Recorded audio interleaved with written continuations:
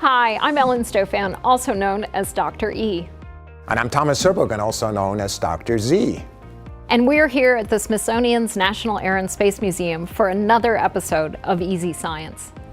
Thomas, I'm really excited today because we're talking about a new mission that's going to launch soon, and it's studying the universe using a different technique than one that most people are familiar with. That's right, it's an X-ray telescope, and it's actually an imaging polarimeter, also known as IXPE. It's an Explorer mission. It's much smaller than many of the other missions, and it's looking at X-rays in entirely new ways. You know, here at the Air and Space Museum, we really try to talk to the public about how the fact that we look at the universe using lots of different kinds of eyes, and by using those different eyes, we can actually learn much more. And what I mean by that is we're looking at different wavelengths, because each of those wavelengths of light holds different information. So why X-rays? Most people are familiar with a broken bone and getting an X-ray. Why do we look at space with X-rays?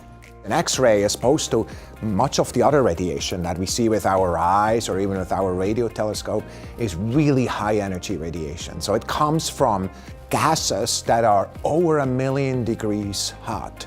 And so that X-ray comes from objects that we've read about, like black holes, like pulsars, these amazing, almost lighthouse structures, very compact stars, or exploding stars. That's what X-rays are coming from. Well, here at the Smithsonian, we're really proud of the Chandra Observatory, which was launched by the Space Shuttle. There's a model of it up behind me, and it's operated by the Smithsonian Astrophysical Observatory, the Center for Astrophysics up in Cambridge, Massachusetts. So Chandra kind of led the way and has really given us this rich view of the universe. I have to tell you, Chandra is one of the most productive missions we've ever done.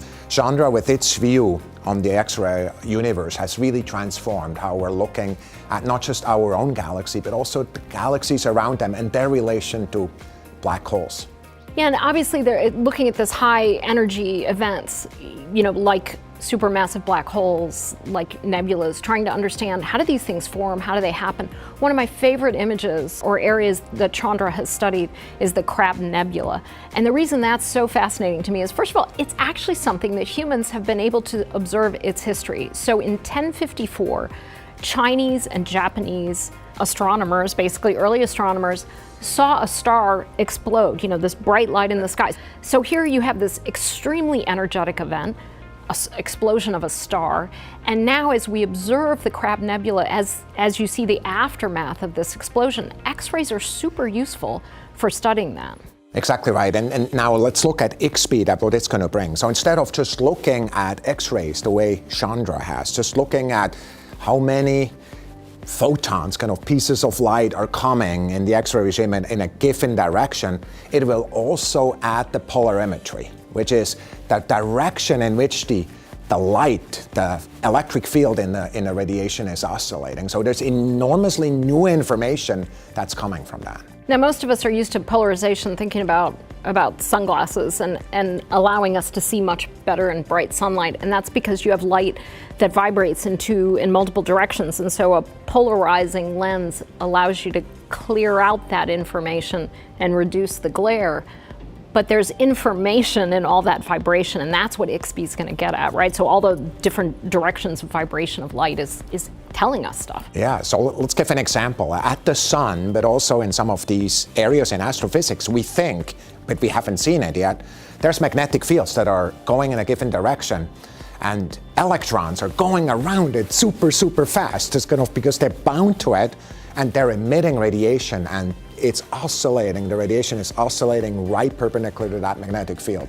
We'll be able to detect that. So we'll see the presence of magnetic fields, for example, at the Crab Nebula, or if black holes rotate, there should be a rotational pattern in that polarization. Just amazing stuff we can gain from really observing the underlying processes. I can't wait till IXPE launches. So when is it going to launch and from where? It's actually ready to get launched as early as December 9th, and it's going to launch from the Cape. And guess where it's launching from? It's from the most famous launch pad in all of NASA, 39A. So it's the first time a dedicated science mission that is not the shuttle will launch from that pad. Can't wait. And I'll tell you what else I can't wait for is another episode of Easy Science.